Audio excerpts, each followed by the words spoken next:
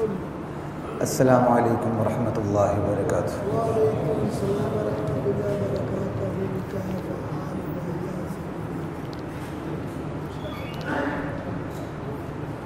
ایک چلا کے نا ان کی آواز، ان کی اسپیڈ بالکل آہستہ کرنا ہے۔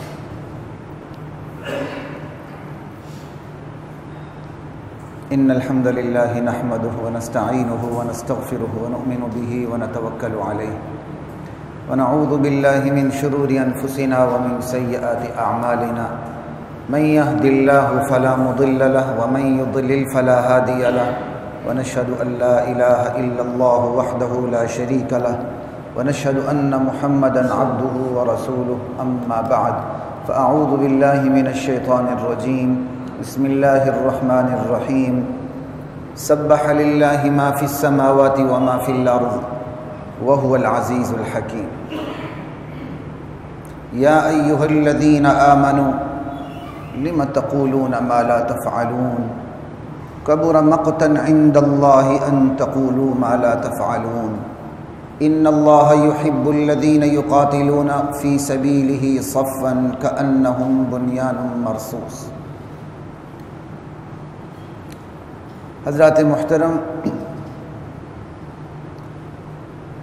شاید گزشتہ جمعے بھی میں نے کوشش کی تھی کہ کسی اور موضوع پہ بات کروں، اور یقیناً تیاری مکمل نہیں تھی۔ اس دفعہ پھر میں نے کوشش کی تو پھر آگے اس کی کئی نشستیں بن رہی تھیں اس موضوع کی، تو پھر ساتھ آگے عید قربان بھی آ رہی ہے، اس لیے پھر میں نے اس موضوع کو چھوڑا۔ میں نے کہا نہیں، ایک مختصر صورت پہ بات کرتا ہوں جو آج کے حالات کا بھی تقاضا ہے، اس کے بعد انشاءاللہ اللہ نے موقع دیا تو اس حوالے سے بھی بات ہوگی۔ توبہ ایک اہم ترین موضوع ہے، اس پر میں نے پہلے ایک آدھ دفعہ بات کی ہے، لیکن میں اب جب اس دفعہ بات کروں گا تو تھوڑا سا ڈیٹیل میں جا کے بات کروں گا۔ توبہ کا مفہوم کیا ہے، اس کے تقاضے کیا ہیں، اس کی قبولیت کیسے ہوتی ہے۔ پورے ملک کو ہڑپ کر جائیں اور کان کھینچ لیں توبہ توبہ، یا مری میں ایک لنگر چلا دیں حرام پیسے کا اور سمجھ لیں کہ ساری بلیک منی اللہ کے ہاں وائٹ ہو جائے گی، ایسا نہیں ہوتا۔ اس پہ انشاءاللہ اللہ نے موقع دیا، عید قربان کے بعد بات ہوگی، کیونکہ آگے پھر عید قربان کے بھی مسائل ہیں، وہ بھی بیان کرنے ہیں۔ تو آج کی اس نشست میں میں سورہ صف پہ بات کروں، جو مومن اور منافق کے درمیان حد فاصل قائم کرتی ہے۔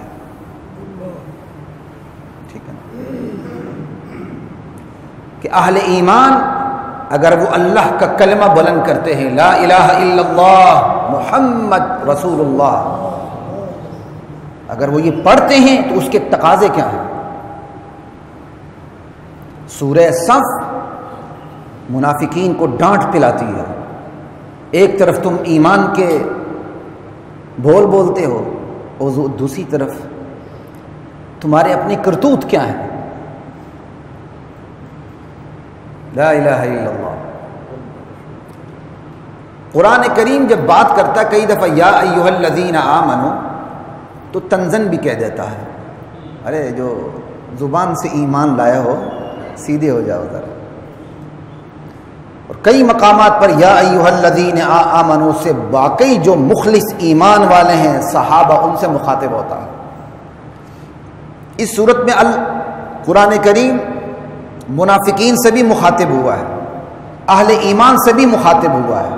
کلام کا اسلوب بتا دیتا ہے کہاں یا ایھا الذین آمنوا سے مراد منافقین ہے جو زبان سے ایمان ایمان کہتے ہیں، اور کہاں ایمان والوں سے مراد اہل اسلام میں مخلصین ہے، اسلوب بتا دیتا ہے۔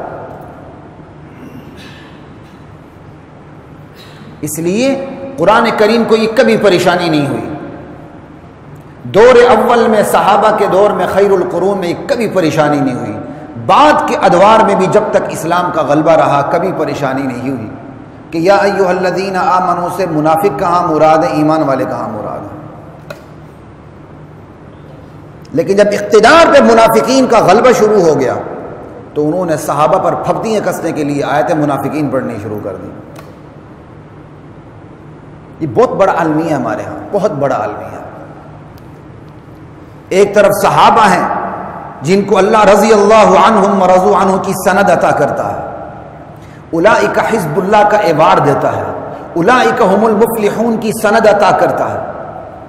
اور دوسری طرف اذا جاءک المنافقون قالوا نشهد انک لرسول اللہ واللہ یعلم انک لرسولہ، یہ منافقین آپ کے پاس آتے ہیں، کہتے ہیں آپ اللہ کے رسول ہیں، اللہ جانتا ہے کہ آپ اللہ کے رسول ہیں، لیکن یہ منافق جھوٹ بولتے ہیں، دل سے نہیں کہتے، زبان سے کہتے ہیں. یہاں منافق بالکل علیحدہ ہے.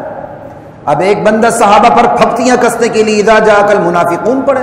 دیکھو جی اللہ کے نبی کے دور میں جو بیٹھے ہوئے تھے ان پہ تو قرآن کہہ رہا ہے، جو بیٹھے ہوئے تھے وہ الگ تھے، پتہ چلتا تھا. جو زبان سے کلمہ پڑھتے تھے مسلم معاشرے میں وہ ایک ایک کر کے اللہ تعالیٰ نے انہیں بے نقاب کر دیا تھا.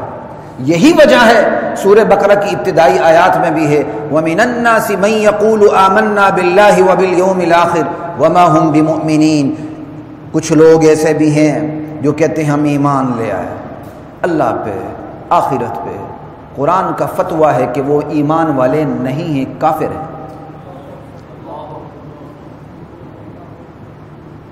ٹھیک ہے، تو پہلے تو میں نے آپ کو یہ تو ایک الگ موضوع ہے، لیکن چونکہ یہاں اشارہ کر کے جانا ضروری تھا تو میں نے تھوڑا سا اس پہ اشارہ کر دیا کہ مومنین کہاں مراد ہے، منافقین کہاں مراد ہے. کلام کا اسلوب ہی بتا دیتا ہے. پھر قرآن کی تشریح کا حق مفسرین کو ہے، نتھو پھتو ایرے غیرے کو نہیں ہے. آپ کے انسان کے ساختہ دستور کی تشریح کا حق چند گنے چنے افراد کو ہوتا ہے، بڑے سے بڑے قانون دان کو بھی نہیں ہوتا. چند گنے چنے افراد ہیں. خدا کا قانون اتنا یتیم ہے، ہر ایرا غیرہ نتھو پھتو اٹھے اور وہ قرآن کی آیت کی تشریح شروع کر دے. ان چیزوں پہ غور کریں. یہ معاشرے میں فتنہ پھیلا ہوا ہے. ایک تو کلام کا اسلوب بتا دیتا ہے کہ یہاں منافق مراد ہے کہ اہل ایمان مراد ہے، اور دوسری بات قرآن کریم نے منافقین کی علامتیں بھی بتا دی ہیں کہ منافق مراد کہاں ہے. اذا جاءک المنافقون کو دیکھ لیں، انشاءاللہ اس پر میں ڈیٹیل سے بات کروں گا. صرف 2 علامتیں بتا دوں کیونکہ میری یہ بات کرنے سے بہت سے ساتھیوں کے کان کھڑے ہو گئے، وہ کچھ سننا چاہتے ہیں، اس لیے میں بات کر رہا ہوں. 2 علامتیں اجمال کے ساتھ بتا کے میں سورت پہ بات کروں گا. منافقین کی ایک علامت یہ ہے کہ وہ دل سے اللہ کے رسول کو رسول مانتے ہیں. یہ سورہ منافقون کے اندر منافقین کی پہلی علامت ہے. اب جو یہ کہے اللہ کے نبی پہ جبرائیل امین غلطی سے آئے تھے، جانا کہیں اور تھا، گئے کہیں اور. بات سمجھ آ رہی ہے؟ یہی کہنے والے امت کا سب سے بڑا منافق طبقہ ہے. خدا نے کوئی علامت رہنے نہیں دی. جانا کہیں اور تھا، وہی لے کر جبرائیل امین غلطی سے محمد کے پاس آ گئے، تو جس کے پاس جانا تھا اس نے بھی کہہ دیا چلو کوئی بات نہیں، وہ بھی میرا کام ہی کر رہا. انا للہ و انا الیہ راجعون.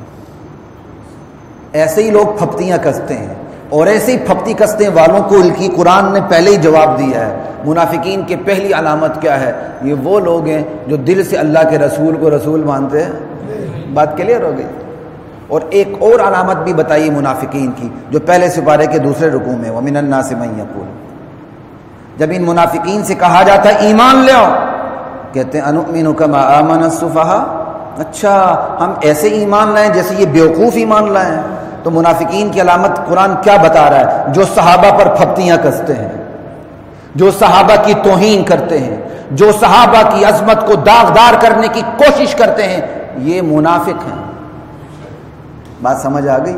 منافقین کی 2 بڑی علامتیں قرآن نے بتا دی. وہ دل سے رسول کو رسول نہیں مانتے، اور جو رسول کے یاران ہیں صحابہ ان پر وہ پھپتیاں کستے ہیں، ان کی توہین کرتے ہیں. میرے خیال بات بہت کلیئر ہو گئی کہ منافق کون ہے. ٹھیک ہے، اب آگے چلتے ہیں. یہ جو سورہ صف ہے یہ منافقین کو جھنجھوڑ کے رکھ دیتی ہے. ایک طرف تم کلمہ پڑھتے ہو اور دوسری طرف تم کلمے کے تقاضے پہ اترتے نہیں ہو، تمہاری خیر نہیں ہوگی. سیدھے ہو جاؤ، سدھر جاؤ. پھر دوسرے رکوع کے اندر جو اہل ایمان ہیں ان سے بڑے عجیب انداز سے قرآن بڑے مشفقانہ انداز سے خطاب کرتا چلا جاتا ہے. صاف پتہ چل جاتا ہے کہ یہ شفیقانہ انداز ہے کس کے ساتھ. تو سنتے جائیے. سبح للہ ما فی السماوات و ما فی الارض. آسمان و زمین کے اندر جتنی بھی مخلوقات ہیں جاندار یا بے جان، سب کے سب اللہ کی تسبیح بیان کرتی رہی ہیں، بیان کرتی رہیں گی اور بیان کر رہی ہیں، کیونکہ کہیں سبح آیا ہے، کہیں یسبح آیا ہے۔ یسبح حال کی تصویر بھی پیش کرتا ہے، استمرار تسلسل کی تصویر بھی پیش کرتا ہے، سبح ماضی کی تصویر پیش کرتا ہے۔ تو کائنات کی حقیقت یہ ہے کہ ہر مخلوق اپنے وجود کے مطابق، اپنے شعور کے مطابق، جو اللہ نے اس کو کوئی وجود اور کوئی شعور عطا کیا ہے، وہ اللہ کی تسبیح بیان کرنے پر مجبور ہے۔ سبح للہ ما فی السماوات وما فی الارض، یہی وجہ ہے قرآن کریم کی دوسری آیت ہے وَإِن مِّن شَيْءٍ إِلَّا يُسَبِّحُ بِحَمْدِهِ وَلَٰكِن لَّا تَفْقَهُونَ تَسْبِيحَهُمْ، کائنات کی ہر چیز اللہ کی پاکی بیان کرتی ہے، لیکن تم اس کی پاکی بیان کرنے کو سمجھ نہیں سکتے۔ چیونٹی ہو کہ ہاتھی ہو، شیر ہو کہ لومڑی ہو، اللہ کی پاکی بیان کرتی ہے۔ اللہ ہر عیب سے پاک، اللہ شرک سے پاک، اللہ کمزوری سے پاک، اللہ نقص سے پاک، اللہ ہر اس چیز سے پاک جس سے اللہ کی الوہیت میں کمی آتی ہو۔ اب یہ قرآن کی آیت کی ابتدا سبحہ سے ہو رہی ہے، اور یہ سبحہ سے جو ہو رہی ہے، کیوں ہو رہی ہے؟ دو بڑی وجوہات ہیں۔ یہ شوق کا مقام بھی ہے، یہ بے نیازی کا مقام بھی ہے۔ شوق مطلب تشویق، ابھارنا۔ اللہ بندے کو ابھار رہے ہیں، میرے بندے تو مجھ سے بے وفائی کا سوچ رہا ہے، پوری کائنات میری تسبیح بیان کر رہی ہے، پوری کائنات کے اختیار میرے ہاتھ میں ہیں، مجھ سے لڑ کے کوئی جیت نہیں سکتا، میں عزیز ہوں، میں حکیم ہوں، حکمت سے ڈیل بھی دیتا ہوں، تو مجھ سے جان چھڑا کے کہاں جانا چاہتا ہے؟ لہذا تم میری طرف آ تاکہ تیری یہ زندگی بھی بن جائے اور تیرا جو آنے والا فیوچر ہے ہمیشہ کا وہ بھی سیو ہو جائے۔ یہ اللہ شوق دلا رہے ہیں، سبح شوق کے مقام پہ آیا ہے، تشویق، اور دوسرا سبح بے نیازی کے مقام پر بھی آیا۔ اللہ سبح کر کے مخلوق سے بے نیازی کا اعلان کر رہے ہیں، میرے بندے جب تم میرا کلمہ پڑھتا ہے، میرے لیے اپنی جان لڑا دینے کے لیے تیار ہو جاؤ، میرے لیے اپنا مال خرچ کرنے کے لیے تیار ہو جاؤ۔ آگے ساری وہی بات آ رہی ہے، جب میں آپ کو سناؤں گا تو آپ کو پتہ چلے گا سبح سے یہ آیت جڑتی کس طرح ہے۔ اب میرے لیے اپنی جان، اپنا مال، اپنی ذہانت، اپنی قابلیت، اپنی محنت، سب کچھ کھپانے کے لیے تیار ہو جاؤ، لیکن اس کا مجھے کوئی فائدہ نہیں، تمہیں ہی فائدہ ہے۔ تم نہیں کھپاؤ گے تو میں تو بے نیاز ہوں، کائنات کی ہر چیز خود سے میری تعریف کرتی ہے، میں خود سے اپنی ذات میں آپ محمود ہوں، کوئی تعریف کرے یا نہ کرے، میری تو پوری کائنات تعریف کرتی ہے، تم نہیں کرو گے مجھے کیا فرق پڑے گا؟ پوری کی پوری کائنات میری مخالف ہو جائے، میری خدائی میں ذرہ بر فرق پڑتا نہیں۔ یہ تشویق کا مقام بھی ہے، یہ بے نیازی کے مقام پر بھی سبح کہا گیا۔ کوئی سمجھ آ رہی ہوگی آپ کو؟ قرآن کریم کی تفسیر کا اپنا ایک اعجاز ہے۔ سبح للہ ما فی السماوات وما فی الارض وہو العزیز، وہی عزیز ہے جس سے لڑ کے کوئی جیت نہیں سکتا، جس کے قوانین سے بغاوت کر کے کوئی اپنے آپ کو انجام بد سے بچا نہیں سکتا۔ الحکیم، ساتھ ہی ساتھ وہ حکمت والا بھی ہے، کوئی اس کے خلاف بغاوت پر اترا ہے فوراً گچی نہیں پکڑتا، فوراً گردن نہیں پکڑتا، قانون مہلت رکھا ہوا ہے، مہلت پہ مہلت، مہلت پہ مہلت، جب مہلت اختتام پہ آ جائے اللہ اپنی حکمت کی بنیاد پر اس کو پکڑ لیتے ہیں۔ پھر العزیز الحکیم کے درمیان حرف عطف کا فاصلہ نہیں، حرف عطف کہتے ہیں جیسے واو، میں اور آپ، یہ حرف عطف ہوتا ہے، جس کو عربی انگلش میں بھی آپ اینڈ کے دیتے ہیں، می اینڈ یو، ٹھیک ہے نا؟ یہ العزیز کے درمیان واو نہیں آیا، تو کیا مطلب؟ العزیز الحکیم، عزیز اللہ کی صفت ہے، حکیم بھی اللہ کی صفت ہے، اس ذات میں بیک وقت دونوں موجود ہیں۔ بیک وقت، جس وقت میں اس کے اندر عزیز کی حکمت ہے، اسی وقت میں اس کے اندر حکیم کی حکمت ہے، وہ فوراً پکڑتا نہیں، انتقام پہ اترتا نہیں۔ کوئی سمجھ آ رہی ہے؟ العزیز الحکیم۔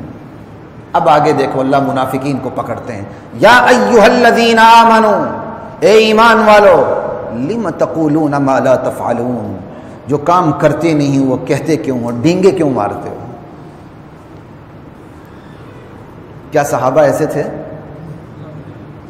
یہ اسلوب بتا رہا ہے، یہاں مراد کون ہے؟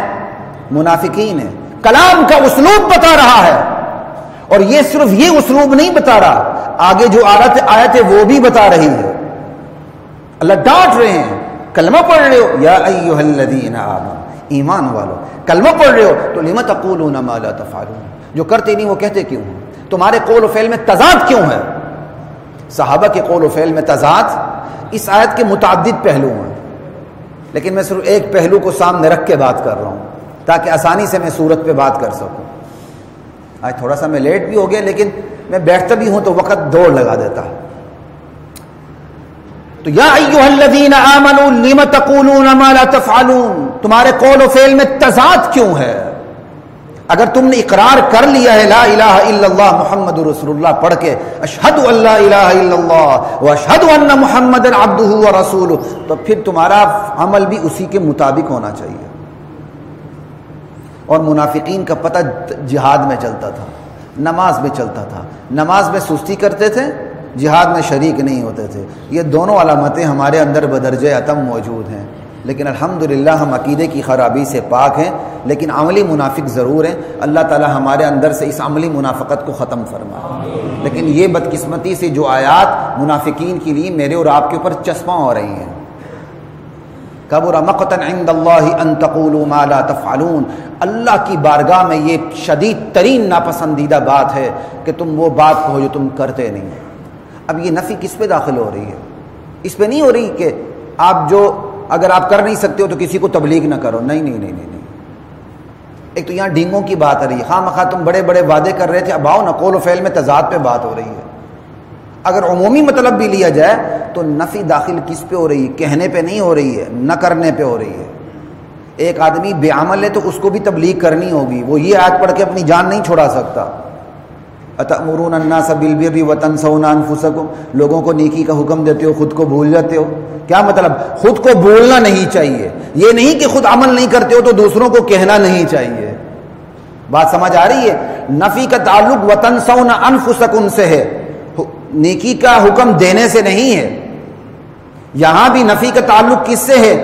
ما لا تفعلون، وہ کام کہتے کیوں تم کرتے نہیں، مطلب تمہیں کرنا چاہیے، یہ مطلب ہے تمہیں کرنا چاہیے اگر اس کو عمومی معنی میں لیں، ورنہ اگر خاص پہلو سے دیکھا جائے تو اس آیت کا تعلق اسی سے، یہ قول و فعل میں تضاد نہیں ہونا چاہیے۔ لیکن اس کا یہ مطلب بھی نہیں قول و فعل میں تضاد نہیں ہونا چاہیے، ایک بندہ کم عمل ہے تو وہ تبلیغ نہ کرے، نہ وہ اسے کرنی چاہیے، اس کو اپنے فعل کو ٹھیک کرنا چاہیے، اپنے قول کو چھوڑنا نہیں چاہیے۔ تو نفی کا تعلق غلط فعل سے ہے، تم کرتے نہیں ہو، تمہیں کرنا چاہیے قول کے مطابق۔ لم تقولون ما لا تفعلون کبر مقتا عند اللہ ان تقولوا ما لا تفعلون، چونکہ منافقین کا پتہ جہاد میں ہی چلتا تھا، اس لیے یہاں جہاد کی بات ہو رہی ہے۔ ان اللہ يحب الذین یقاتلون فی سبیلہ صفا کانہم بنیان مرصوص، اللہ کو وہ لوگ بہت پسند ہیں جو اس کے راستے میں صف باندھ کر سیسا پلائی ہوئی دیوار بن کے لڑتے ہیں۔ لا الہ الا اللہ۔ تو کیا مطلب ہو گیا؟ ایک بندہ آپ سے دوستی کرتا ہی نہیں ہے تو وقت پہ آپ کا ساتھ نہیں دیتا تو آپ کو تکلیف نہیں ہوتی، دکھ نہیں ہوتا، یار یہ تو میرا ساتھی ہی نہیں تھا۔ ایک بندہ آپ کے ساتھ شانہ بشانہ کھڑے ہونے کی کوشش کرتا ہے، آپ کو امیدیں بھی دلاتا ہے، وعدے بھی دلاتا ہے، این وقت پہ پیچھے ہٹ جاتا ہے، وہ زیادہ مضر انسان ہے اس شخص کے مقابلے میں جو علی اعلان پیچھے ہٹا ہوا ہے۔ یہاں انہی منافقین کو کہا جا رہا ہے تم اسلام کا ساتھ دینا چاہتے ہو، رسول اللہ کا ساتھ دینا چاہتے ہو، صحابہ کا ساتھ دینا چاہتے ہو، وقت آنے پر پیچھے ہٹ جاتے ہو، تم بڑے مضر انسان ہو۔ کوئی سمجھ آ رہی ہے؟ کتنی میٹھی کہانی پڑھ کے ہم آگے جا رہے ہیں۔ آج بھی فٹ کیوں نہیں کرتے؟ مندر بنانے میں 2-3 بڑی جماعتیں متحد ہیں، مسلم league known who, P T I ہو، اور تیسری، تینوں متحد ہیں، تینوں متحد ہیں۔ دلیل کیا ہے؟ کیا اقلیتوں کے حقوق نہیں ہیں؟ کیا عجیب دلیل ہے۔ ہمارے ہاں سے بڑے حقوق اقلیتوں کو کہاں حاصل ہیں اس ملک میں؟ قرآن کی تعلیمات کو ایک طرف رکھ کے بات کر رہا ہوں، اقلیتوں کو جو حقوق اس ریاست میں حاصل ہیں شاید ہی کسی ریاست میں حاصل ہو، لیکن تاریخ اسلام میں یہ مثال نہیں بنتی کہ ریاست اسلامی اپنے خرچ پر مندر تعمیر کرنا شروع کر دے۔ ہاں جہاں وہ پہلے سے موجود ہیں اپنی ضرورت کے مطابق وہ مندر بنائیں گے، انہیں اجازت ہوگی، میں ڈیٹیل میں نہیں جاتا، ایک خلاصہ قانون کا بتا رہا ہوں آپ کو. جہاں الیکشن کمیشن کے مطابق غالباً 2 سے 300 نہیں ہے، بعض کالم نگاروں کے مطابق 2 سے 3,000، انہوں نے ایک زیرو کا اضافہ کر دیا. جہاں پہلے ہی سیف پور کی طرف یا کہیں اور بندر ویران پڑے ہوئے ہیں، آپ 4 کنال کا پلاٹ الاٹ کر کے مندر بنا رہے ہیں. پھر کہتے ہیں جو فیصلہ ہم نے کرنا تھا کر دیا. آپ خدا ہیں جو آپ یہ زبان استعمال کر رہے ہیں کہ جو کرنا تھا وہ کر دیا؟ آپ ہوتے کون ہیں یہ زبان استعمال کرنے والے؟ یہ زبان تو اللہ استعمال کرتے ہیں. فعال لما یرید، میں جو چاہوں کر گزرتا ہوں. یہ زبان اللہ کی ہے. اللہ کے علاوہ یہ انداز، یہ اسلوب کسی کو جچتا ہی نہیں ہے. آج یہ تینوں بڑی جماعتیں متحد کیوں ہیں؟ میں کسی جماعت کا نہیں ہوں، میں صاف بتا رہا ہوں آپ کو. یہ تینوں جماعتیں کیوں متحد ہیں؟ اوپر آقا کو خوش کرنے، عالمی اسٹیبلشمنٹ کو، جس کی وجہ سے اقتدار ملتا ہے. اب مجھے تحقیق نہیں، کاش میں تحقیق کر کے بیٹھتا. ایک بندے کے بارے میں یہ خبر بھی چلی، اس نے کہا اسلام کو، اس حوالے سے اسلام کو دیگر مذاہب پہ کوئی فوقیت حاصل نہیں ہے. انا للہ و انا الیہ راجعون. لا حول ولا قوت الا باللہ. آپ نے پھر یہ ملک بنایا کیوں تھا؟ پھر ملک بنایا کیوں تھا؟ یہ تو بنایا اس لیے تھا کہ اس میں اللہ کا دین غلبہ پالا ہے. ہم غلبے سے یہ مراد نہیں لیتے ہیں کہ ہم اقلیتوں کے حقوق، اقلیت تو ہم ویسے ہی کہتے ہیں، اقلیت نہیں، ذمی ہوتے جو ہمارے ذمے میں، ہماری سیکیورٹی میں ہے. اقلیت کے لفظ کے اندر عدم تحفظ ہے، ذمی کے اندر تحفظ کا احساس ہے. ذمی اس کو کہتے ہیں جو ہمارے ذمے پلے پڑ چکا ہے، جس کی سیکیورٹی ہماری ذمہ داری ہے، جس کے حقوق کی حفاظت ہماری ذمہ داری ہے. ہمیں کوئی تانا دینے پہ آ جائے کہ بھائی آپ حقوق کی حفاظت نہیں کرتے، وہ اپنے آپ کو دیکھیں. آج دیکھیں آپ یہ لبرل آنٹیاں اور کانٹیاں، جو ویسے اوقات میں آنٹیاں کانٹیاں ڈالتی ہیں، اب ساری وہاں جمع ہیں. یہ بڑا اچھا ہوا سوال کرنے والے نے سوال کیا، قادیانیوں کے بارے میں آپ کی کیا رائے ہے؟ بتائیں کافر ہیں کہ نہیں؟ اس خاتون نے، چونکہ وہ بے پردہ تھی، اس حلیے میں نہیں تھی کہ میں اس کو شیئر کرتا، ورنہ میں نے سارا سنا. وہ اس پر ایک لفظ بولنے کے لیے تیار نہیں ہے. جہاں اس بابری مسجد میں کوئی آنٹی بائی نہیں نکلی، مندر بنا نہیں، ساری آنٹیاں باہر ہیں. ان کے پیچھے کون سی قوتیں ہیں؟ یہ ملک اس لیے نہیں بنا تھا آپ اس کو مندر بنائیں. کیپٹل کا نام اسلام آباد رکھ کے عملاً اس کو مندر آباد بنائیں. یہ ملک اس لیے بنا تھا کہ اللہ کے دین کی حکومت قائم ہو. محمد الرسول اللہ کے سینے اطہر پہ جو نظام زندگی آیا تھا، وہ پوری زندگی کے شعبۂ زندگی کے اوپر اس کا غلبہ آ جائے. مسجد کے مصلی سے لے کر جائے اقتدار تک اللہ کے رسول کی سیرت زندہ ہو جائے. یہ دین اس لیے آیا تھا. لا الہ الا اللہ. تو یہ ہے منافقین جو وقت پر کھٹے ہو جاتے ہیں بہت سے. لیکن میں ہر ایک کی بات نہیں کر رہا. ان تینوں جماعتوں میں اچھے اچھے لوگ بھی موجود ہیں جو جماعتوں سے مجبور ہو کے خاموش ہیں، چپ ہیں، کیونکہ جمہوریت اسی بلا کا نام ہے. لیکن بات تو انہی کی چلتی ہے نا جس کے ہاتھ میں پاور ہے، اقتدار ہے. لیکن انشاءاللہ اللہ بہتر کرے گا.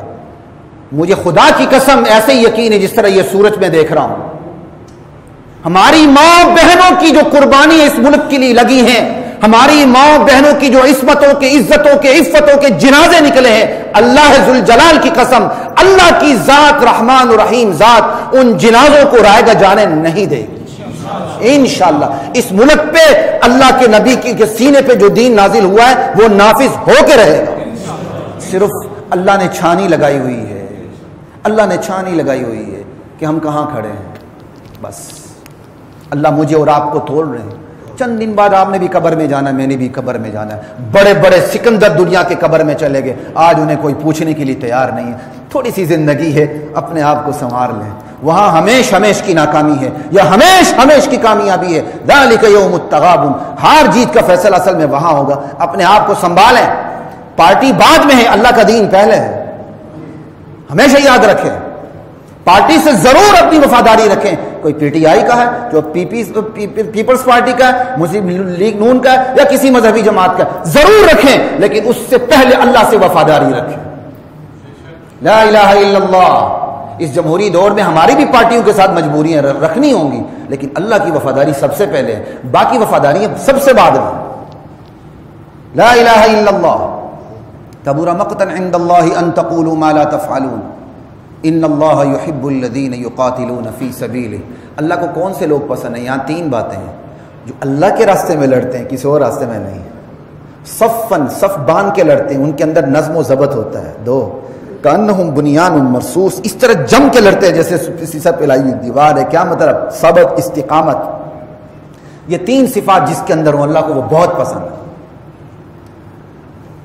تو یہ میں نے آپ کو بتایا تھا آیت کا اہم ترین پہلو یہی ہے کہ زبان سے ایمان لانے والے ان کے بارے میں. اور اگلی آیت بھی بتا رہی کہ اس سے مراد وہی جو زبان سے ایمان لانے والے ہیں. کہ وَإِذْ قَالَ مُوسَىٰ لِقَوْمِهِ، یاد کرو وہ وقت جب موسیٰ علیہ السلام نے، میرے بندے موسیٰ نے اپنی قوم سے کہا تھا، یا قوم، اے میری قوم، لِمَ تُؤْذُونَنِي، تم مجھے کیوں تکلیف دیتے ہو؟ وَقَدْ تَعْلَمُونَ أَنِّي رَسُولُ اللَّهِ إِلَيْكُمْ، تم خوب جانتے ہو میں تمہاری طرف اللہ کا رسول بنا کے بھیجا گیا ہوں. یہی موسیٰ علیہ السلام کی قوم تھی. جب ان پر جہاد فرض ہوا، موسیٰ علیہ السلام نے کہا جہاد کرو. نہ صرف انہوں نے جہاد سے انکار کیا، موسیٰ علیہ السلام کی توہین بھی کی. کہا فَذْهَبْ أَنْتَ وَرَبُّكَ فَقَاتِلَا، جا تو اور تیرا رب جا کے لڑے.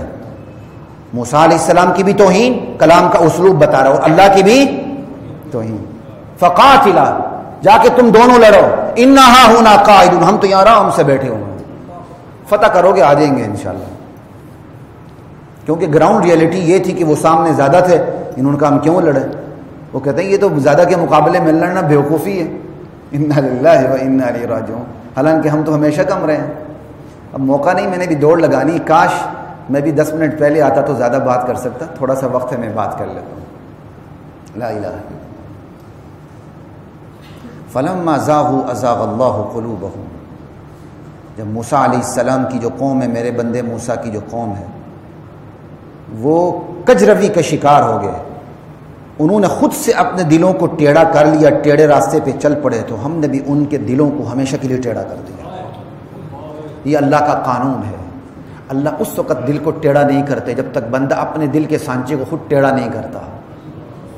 جب بندہ یہ توفیق ہے، اچھی توفیق بھی بری توفیق بھی. جو بندہ جس طرف چلنا چاہے اللہ تعالیٰ اس کے لیے اسباب بنا دیتے ہیں.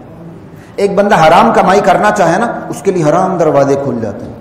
ایک بندہ حلال کی طرف آنا چاہے، اس کے لیے آہستہ آہستہ حلال دروازے کھل جاتے ہیں. جیسے ایک بندہ گمراہی پہ جانا چاہے، اس کے لیے وہ راستے کھل جاتے ہیں. ایک بندہ ہدایت کے راستے پر آنا چاہے، اللہ اس کے لیے وہ راستے کھولتے چلے جاتے ہیں. واللہ لا یہدی القوم الفاسقین، اللہ ایسی فاسق قوم کو ہدایت نہیں دیتے ہیں. جو چلنا تو فسق و فجور پہ چاہے اور زبردستی اللہ اس کو ایمان دے، ایسا نہیں ہوتا.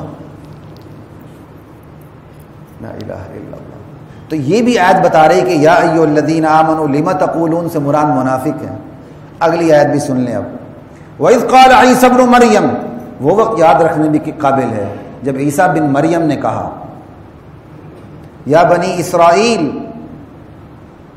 انی رسول اللہ الیکم، میں تمہاری طرف اللہ کا رسول بنا کے بھیجا گیا ہوں. مصدقا لما بین یدی من التوراۃ، میں کوئی انوکھی بات لے کے نہیں آیا، میں وہی حقائق لے کر آیا ہوں جو حقائق تورات میں موجود ہیں. نبی کبھی انوکھی بات لے کے نہیں آتا. تمام انبیاء کی جو بات ہوتی ہے وہ مشترکہ ہوتی ہے عقیدے کے اوپر. اعمال مختلف ہو سکتے ہیں، نماز کے اوقات نماز کے اعمال، حج کے اوقات حج کے اعمال، لیکن مشترک عقیدہ، نظریہ، آئیڈیالوجی ایک ہوتی ہے. تو عیسیٰ علیہ السلام کہتے ہیں میں کوئی انوکھی بات تو لے کر نہیں آیا، میں تو وہی بات لے کر آیا ہوں جو تمہارے تورات کے اندر موجود ہے، میں اسی کی تصدیق کر رہا ہوں. وَمُبَشِّرًا بِرَسُولٍ، بلکہ میں ایک رسول کی خوشخبری لے کر آیا ہوں. یأتی من بعدی، جس نے میرے بعد آنا ہے، اسمہ احمد، اس کا نام احمد ہوگا، صلی اللہ تعالی علیہ وآلہ وسلم. آج بھی یہ خوشخبری ان کے کتابوں میں تحریف کے باوجود موجود ہے، تفصیلات کا موقع نہیں. فلما جاءہم بالبینات، جب عیسیٰ علیہ السلام بینات لے کے آ گئے تو قوم نے جھٹلا دیا، کہا یہ تو دھوکہ ہے، دعوی نبوت فریب ہے، اس کا کلام جادو ہے. یا فلما جاءہم بالبینات قالوا ھذا سحر مبین، جب محمد الرسول اللہ عیسیٰ علیہ السلام کی خوشخبری بن کے دنیا میں تشریف لائے تو سامنے والوں کی اکثریت نے انکار کر دیا، کہا یہ تو جھوٹا دعوی نبوت ہے، فریب ہے، یہ قرآن جادو ہے، ہم ماننے کے لیے تیار نہیں. انا للہ و انا الیہ راجعون. ومن اظلم ممن افترى علی اللہ الکذب، اس سے بڑا ظالم کون ہے جو اللہ پہ جھوٹ باندھا. اب یہ مجموعی طور پر عیسائیوں کو بھی کہا جا رہا ہے، یہودیوں کو بھی کہا جا رہا ہے. کیونکہ ان دونوں نے کہا ہم اللہ کی منتخب مخلوق ہے، ہمارے علاوہ کوئی جنت میں نہیں جائے گا. وقالت الیہود عزیر ابن اللہ وقالت النصارى المسیح ابن اللہ. پھر کہا نحن ابناء اللہ واحباؤ، ہم تو اللہ کے چہیتے ہیں، اللہ کے بیٹوں کی طرح ہیں. اللہ کہتے ہیں اس سے بڑا ظالم کون ہے جو اللہ پر اس قسم کے جھوٹ باندھے. پھر وہ اپنی کتابوں میں تحریف بھی کرتے تھے، تو تحریف کر کے اللہ پہ جھوٹ باندھ دیا نا. اللہ نے جو کہا نہیں وہ لکھ دیا، کہ اس سے بڑا ظالم کون ہے جو اللہ پہ جھوٹ باندھ دے. اس طرح بھی وہ لوگ ظالم ہیں جو لکھتے کچھ اور ہیں، کہتے ہیں یہ اسلام ہے، اس کا مطلب وہ اللہ پہ جھوٹ باندھ رہے ہیں. کرتے کچھ اور ہیں اور اس کو اسلام کا نام دیتے ہیں، وہ اللہ پہ جھوٹ باندھتے ہیں.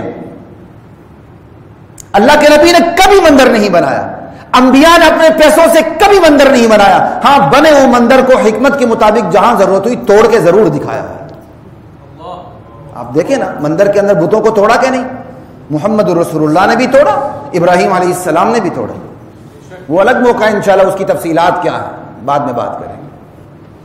لیکن کبھی ایسا نہیں ہوا کہ انبیاء نے رواداری اعتدال کے میٹھے میٹھے عنوان کے اوپر مندروں کو آباد کرنا شروع، اپنے پیسوں سے مندر بنایا ہوں. ایسا نہیں ہوا. بنائے وہ اپنے حقوق ہے، ان کے اسلام ان کے حقوق پہ ڈاکہ زنی کے لیے تیار نہیں ہے، لیکن وہ اپنے مندر اپنی خرچ پہ بنایا. لا الہ الا اللہ، لا الہ الا اللہ. اس لیے پرویز الہی کی بات بھی آدھی ٹھیک ہے آدھی غلط ہے. لوگ اس کو نشر کر رہے ہیں، جی ہم نے بھی اپنے وقت میں مندروں کی مرمت وغیرہ کرائی تھی، یہاں تک ٹھیک ہے. بھائی تو مفتی کب سے بن گیا؟ تو کہتا ہے یہاں تک ٹھیک ہے. اگر مرمت ٹھیک ہے تو پھر نئے بنانا بھی ٹھیک ہے. نہ مرمت ٹھیک ہے ہمارے لیے، نہ نئے بنانا ٹھیک ہے. وہ خود بنائے اپنے موقع پر جہاں ان کو ضرورت ہے، جہاں ہمارے شریعت اجازت دیتی ہے. ہم ان میں رکاوٹ ڈالنے کے لیے تیار نہیں ہیں، ورنہ ہم ظالم ہوں گے. تو اس سے بڑا ظالم کون ہے جو اللہ پہ جھوٹ باندھے؟ اللہ نے نہیں کہی اس کو منسوب کر دیا، یہ بھی اللہ پہ جھوٹ باندھنا، افتراء علی اللہ. جو اللہ نے کہا اس کو نہ ماننا بھی افتراء علی اللہ ہے. یہ ہمارے اردو اسلوب میں نہیں لیکن عربی اسلوب میں. عربی میں افتراء اس کو بھی کہا جاتا ہے، جو ثابت ہے اس کو نہ ماننا یہ بھی افتراء ہے. ایک چیز ثابت ہے آپ اس کو نہیں مانتے، یہ بھی اللہ پہ جھوٹ باندھنا ہے. کیونکہ اللہ نے تو کہا ہے اور آپ کہہ رہے ہیں اللہ نے کہا نہیں ہے، یہ اللہ پہ جھوٹ باندھنا ہے. اور جو چیز ثابت ہے اس کا انکار کرنا بھی جھوٹ باندھنا ہے. جو ثابت نہیں ہے اس کو اللہ کی طرف منسوب کرنا بھی جھوٹ باندھنا ہے، افتراء علی اللہ.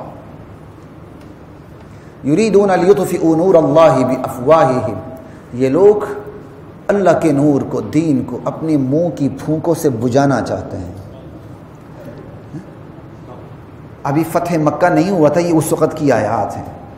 اللہ تمام عرب قبائل کی اور گرد و پیش کی جو مملکتیں ان کی تمام سازشوں اور ریشہ دوانیوں کو کیا کہہ رہے ہیں؟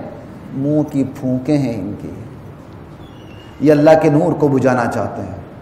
واللہ متم نورہ، اللہ اپنے اس نور کو تمام اور کامل کر کے رہے گا، پھیلا کے رہے گا. ولو کرہ الکافرون، ان کافروں کو چاہے یہ بات کتنی ہی ناگوار کیوں نہ ہو. والذی ارسل رسولہ بالہدی، وہ اللہ کی ذات ہے جس نے اپنے رسول محمد کو صلی اللہ تعالی علیہ وسلم ہدایت دے کے بھیجا. ودین الحق، سچا دین دے کے بھیجا. کیوں؟ کہ بس آپ مسلح پہ رہیں، پھر تو آپ مکے سے ہی نہ نکلتے یا کم سے کم مدینے سے نہ نکلتے. کہا نہیں، لیظہرہ علی الدین کلہ، اپنے رسول محمد الرسول اللہ کو یہ سچا دین دے کے بھیجا اس لیے ہے دنیا کے تمام دینوں پہ اس کا غلبہ کر دے. زندگی کے تمام جو جتنے بھی شعبے ہیں ان میں دین کی حکمرانی نظر آئے. علی الدین کلہ، بھائی اسے تو بڑی تکلیف ہوگی لوگوں کو. کہا ولو کرہ المشرکون، اہل شرک کو کتنا ہی ناگوار کیوں نہ گزرے. آپ اہل شرک کی بات کرتے ہیں، یہاں تو مسلمانوں کو یہ بات ناگوار گزر رہی ہے. وہ کہتے ہیں اسلام اور دیگر مذاہب میں فرق ہی نہیں. کیوں نہیں فرق ہے؟ فرق نہیں تو پھر یہ ملک بنایا کیوں تھا؟ اس کے لیے جانیں قربان کیوں کی تھی؟ ہماری ماں بہنوں نے اپنی عزتیں عصمتیں لٹائی کیوں تھی؟ اسی لیے کہ اسلام اور دیگر تمام مذاہب، پارسی، ہندو، عیسائی، یہاں سب برابر ہو جائیں. بھائی برابر ہے، ان کے حقوق ان کو ضرور ملیں گے، لیکن فوقیت اقتدار کے اندر صرف اسلام کا غلبہ ہوگا. یہ ملک اس لیے بنا تھا. لا الہ الا اللہ. اب یہاں تک منافقین کی بات ختم ہو گئی ہے. اب دیکھو نا پورے کلام کا اسلوب بتاتا ہے کہ پہلے یا ایھا الذین آمنوا سے مراد کون ہے؟ منافقین. کہ یہ لوگ اپنے منہ کی پھونکوں سے کس کو بجھانا چاہتے ہیں؟ پوری آپ پورے کلام کو دیکھ لیں. ایک لے مین بھی قرآن کا یہ پہلا رکوع پڑھے گا وہ کہے گا یا پہلا جو یا ایھا الذین آمنوا کا لفظ یہ تنزن کہا گیا ان لوگوں کو. زبان سے ایمان کی بات کرتے ہو تمہارے تو قول و فعل میں تضاد ہے. اب آگے یا ایھا الذین آمنوا پھر دیکھ لیں. اس صورت میں 3 دفعہ یا ایھا الذین آمنوا. پہلا یا ایھا الذین آمنوا منافقین کے لیے جو پوری آیات بتا رہی ہیں کہ مراد ہی منافق ہیں. اب اگلی 2 یا ایھا الذین آمنوا دیکھ لیں. صرف ترجمہ عرض کرتا ہوں وقت ختم ہو رہا ہے. یا ایھا الذین آمنوا اے ایمان والو هل ادلکم علی تجارہ کیا میں تمہیں ایک ایسی تجارت کا پتہ نہ بتاؤں؟ پیار آ رہا ہے کہ نہیں؟ دیکھتے جائیے آگے. تنجیکم من عذاب علیم جو تمہیں دردناک عذاب سے ہمیشہ کے لیے نجات دے دے. وہ کیا ہے؟ تؤمنون باللہ. مزید ایمان کی طرف اپنے قدم بڑھاؤ. ورسولہ تؤمنون باللہ ورسولہ وتجاہدون اللہ پہ ایمان کو مزید مضبوط کرو اور اللہ کے رسول پہ ایمان کو مزید مضبوط کرو. وتجاہدون فی سبیلہ کیا ہے آگے جی؟ تؤمنون باللہ ورسولہ وتجاہدون فی سبیلہ. قرآن کریم ہے یہاں. ہاں تؤمنون باللہ ورسولہ وتجاہدون فی سبیل اللہ باموالکم وانفسکم ذالکم خیر لکم ان کنتم تعلمون. اللہ کے راستے میں مال سے بھی جہاد کرو جان سے بھی جہاد کرو.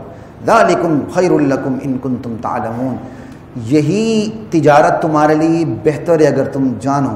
یغفر لکم ذنوبکم اللہ تمہارے تمام گناہوں کو بخش دے گا. ویدخلکم جنات تمہیں ہمیشہ کے باغات میں داخل کر دے گا.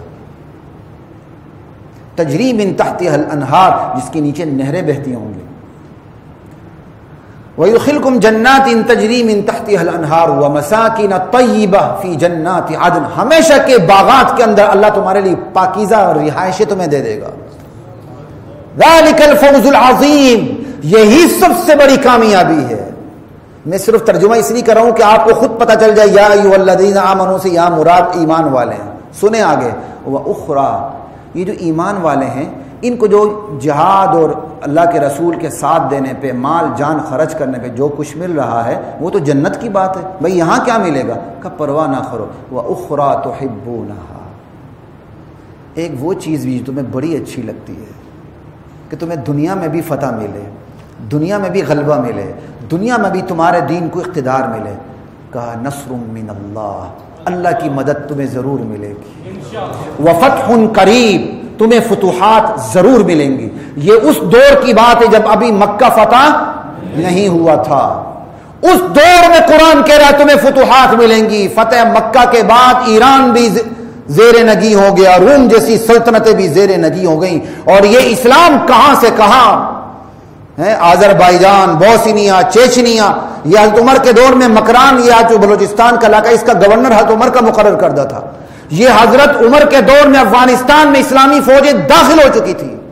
اس خطے کی صرف بات کر رہا ہوں. ادھر کا جو خطہ وہ تو بہت ہی آگے نکل چکا تھا. اب بتائیں یہاں مراد کون ہے؟ ایمان والے ہیں کہ نہیں؟ ایک اور بات بھی تمہیں بڑی اچھی لگتی ہے تم فتح چاہتے ہو ضرور ملے گی. کیا یہ منافقین کو ملے گی؟ ارے اللہ کے بندو اس قرآن کا اسلوب بتا دیتا ہے کہ یا ایھا الذین آمنوا سے مراد کون ہے. اگلی آیت بھی بتائے گی لیکن میں اس آیت کی 1-2 چیزیں آپ کو بتا کے پھر چلتا ہوں. هل ادلکم علی تجارۃ تنجیکم من عذاب علیم کیا میں تمہیں ایک تجارت نہ بتاؤں جو تمہیں نجات دے عذاب سے. تجارت کسے کہتے ہیں؟ بندہ تجارت میں سب سے پہلے اپنی ذہانت استعمال کرتا ہے اپنی وزڈم کو استعمال کرتا ہے. ان پڑھ کاروباری ہوتے ہیں بڑے بڑے جرنیل ان کے ملازم ہوتے ہیں. کسی نے بڑا اچھا لکھا تھا چیف آف پراپرٹی اسٹاف. وہاں میں پڑھ کے حیران ہو رہا تھا. بڑے بڑے ان پڑھ ہوتے ہیں معمولی سی ان کی پڑھائی ہوتی ہے. بڑے بڑے کیا کہتے ہیں دنیا کے لحاظ سے پہنچے ہوئے لوگ ان کے ملازم ہوتے ہیں. سمجھ آئی بات کی؟ تجارت سب سے پہلے اپنی ذہانت بندہ استعمال کرتا ہے مال استعمال کرتا ہے وقت استعمال کرتا ہے. ان تمام کیپٹل اماؤنٹ ان کو کیپٹل جو اس کی سرمایہ اس کو استعمال کرتا ہے. استعمال کرنے کے بعد پھر نفع گہن کرتا ہے. اللہ کہتے ہیں یہ آ جاؤ، دین کے لیے تم اپنی ذہانت استعمال کرو، احتمال مال استعمال کرو، اپنا وقت دو دین کے لیے، اپنے مال اپنا جان، انشاءاللہ تمہیں وہ ملے گا تم جس کا تصور بھی نہیں کر سکتے. یہ احتجاج. پھر آگے کہا تؤمنون. تؤمنون تو خبر ہے، تم ایمان لاتے ہو، تم تو اللہ پر ایمان لاتے ہو بھائی. ایک تو یہاں خبر کہہ کے بتا دیے مراد ہی ایمان والے ہیں، مراد ہی ایمان والے ہیں. اور دوسری بات تؤمنون یہ خبر کی صورت میں حکم ہے. جہاں کہیں اللہ نے حکم دینا ہو اور اس پہ مشفقانہ انداز اپنانا ہو تو اللہ امر نہیں لاتے بلکہ خبر لاتے ہیں، جو صورتاً خبر ہوتی ہے حقیقت میں آرڈر ہوتا ہے. اس کا لفظی ترجمہ کیا ہے؟ تؤمنون باللہ ورسولہ. یہ فیوچر کا سینٹینس ہے. تم اللہ پہ ایمان لاتے ہو اور اس کے رسول پہ ایمان لاتے ہو. چونکہ اس کے اندر شفیقانہ انداز ہے اس لیے امر کے معنی میں اللہ نے رکھا، شفیقانہ انداز رکھا ہے. تم اللہ پہ ایمان لاؤ. جس طرح باپ اپنے بیٹے کو، ماں اپنی بیٹی کو جو پڑھتے نہیں قریب لا کے سمجھاتے ہیں، بیٹا پڑھ لو، ہماری زندگی کا کوئی پتہ نہیں، بیٹا پڑھ لو. اگر تم نے نہیں پڑھا تو تمہارے دوسرے بہن بھائی پڑھ جائیں گے، تو رول جائے گا، بیٹا ایسا نہ کر. یہاں اللہ وہی انداز اپنا رہے، میرے بندے ایمان میں ترقی کرو، مال لگانے میں ترقی کرو، جان لگانے میں ترقی کرو، وہ ملے گا جو تمہیں تصور بھی. لا الہ الا اللہ. کتنی میں آپ کو یہاں کی تفصیلی چیزیں بتاؤں، 1-2 منٹ لے کے، چونکہ صورت ختم ہو رہی، میں بات کو ختم کر رہا ہوں. یا ایھا الذین آمنوا کونوا انصار اللہ. اے ایمان والو اللہ کے مددگار بنو. کیا یہ منافقین کو کہا جا سکتا ہے؟ کیا بات ہے. اے ایمان والو اللہ کے مددگار بنو. اللہ کو اپنا یہ دین مسجد کی جانماز سے لے کر اقتدار کی کرسی تک جو دین ہے وہ اللہ کو اتنا عزیز ہے کہ اللہ اس کی مدد کو خود اپنی مدد کہہ رہے ہیں. اللہ یہاں یہ بھی کہہ سکتے تھے کونوا انصار دین اللہ، اللہ کے دین کے مددگار بن جاؤ. کہا نہیں، کونوا انصار اللہ، اللہ کے مددگار بنو. ان تنصروا اللہ ینصرکم، تم اللہ کی مدد کرو گے اللہ تمہاری مدد کریں گے. کلام کا اسلوب بھی دیکھو کیسا ہے. کونوا انصار اللہ کما قال عیسی ابن مریم للحواریین من انصاری الی اللہ. بالکل اسی طرح جیسے عیسیٰ پر علیہ السلام پر ایمان لانے والے حواریین کو جب عیسیٰ علیہ السلام نے کہا من انصاری الی اللہ، کون ہے جو اللہ کے راستے میں میرا مددگار بنے. یہ الی اللہ کا لفظ کیا بتاتا ہے؟ یہ عربی میں بلاغت اتنی زبردست ہے نا کہ ایک ایک آیت پہ گھنٹوں گزر جائیں. الی اللہ کا لفظ کیا بتاتا ہے؟ لوگوں میں اللہ کے راستے پر تو چل نکلا ہوں، میں اللہ کے راستے پر چل نکلا ہوں. کون ہے تم میں سے جو اس راستے میں میرا ساتھ دے؟ کونوا انصار من انصاری الی اللہ قال الحواریون نحن انصار اللہ. حواریین کھڑے ہو گئے، کہا جی ہم اللہ کے مددگار ہیں، یعنی ہم اللہ کے دین کے مددگار ہیں. فآمنت طائفہ، چھوٹا سا طبقہ یہودیوں میں سے عیسیٰ علیہ السلام پہ ایمان لایا. وکفرت طائفہ، بہت بڑے طبقے نے انکار کر دیا.